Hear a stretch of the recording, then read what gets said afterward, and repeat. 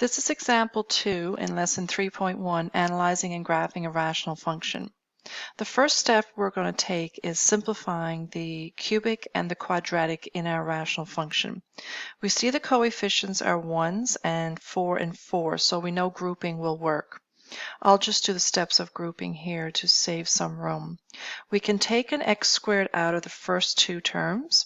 So I'll be left with x plus 1, subtract 4, take a 4 out of the second two terms, and I'd be left with x plus 1. Then I have x squared minus 4, which is the difference of squares, and x plus 1. So I get x plus 2, x minus 2, x plus 1. So when I rewrite that in my numerator,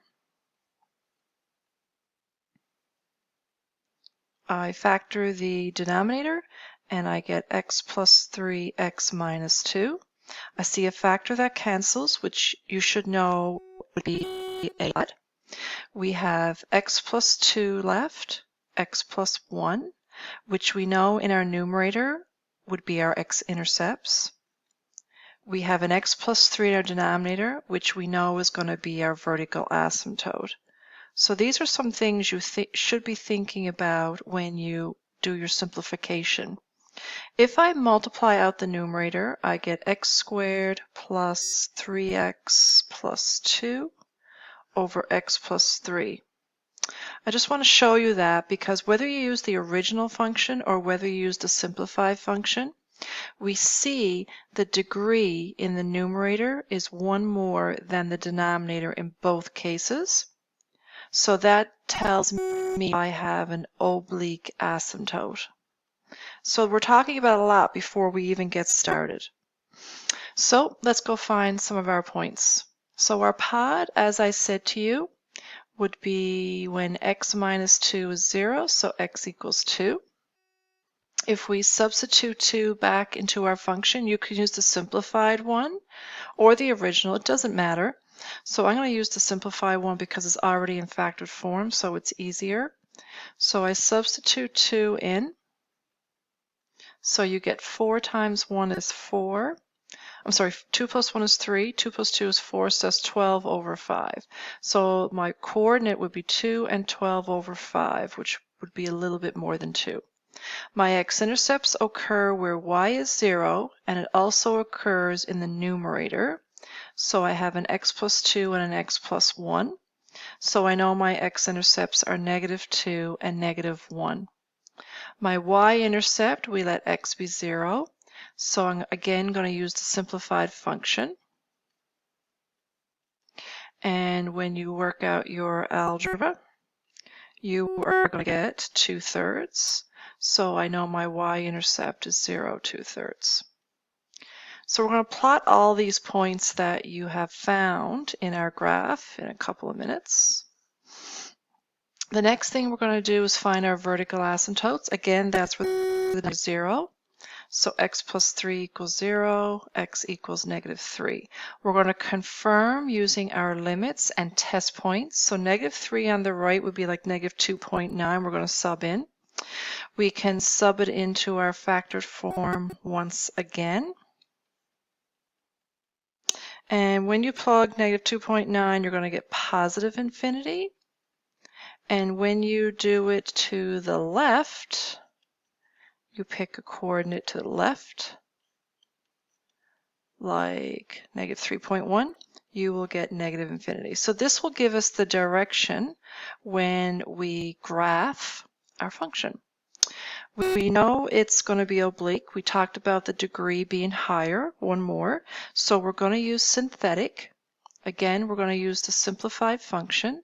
So I'm just going to write down what it was. This is where I would use the expanded form. So we're going to divide x plus 3 into the numerator.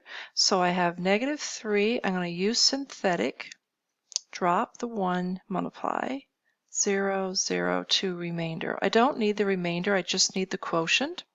So I end up with y equals 1x plus 0, or just 1x. The next thing you want to do is check to see if the function hits the oblique asymptote. So this is where you substitute whatever you get in for y.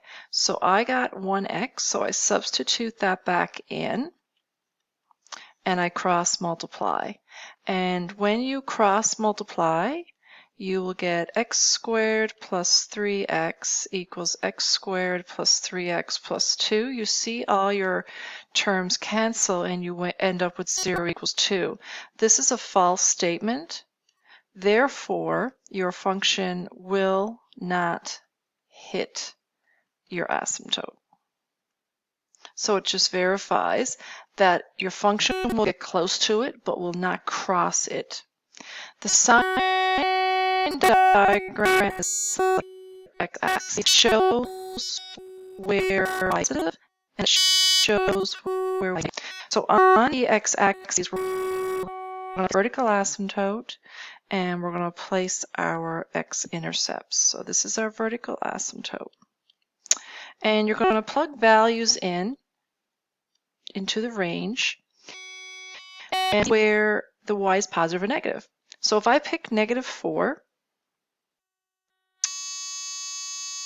if I pick a value between 2 and -3, I'll get a negative and I'll get a positive by plugging the x values into. If I pick -4, actually, I know that I get -6, so I'll just put that in just to show you why it's negative. So when you graph, you're just taking all your points that you found and labeling it. Now, this right here, the red, is your oblique. This is y equals 1x plus 0.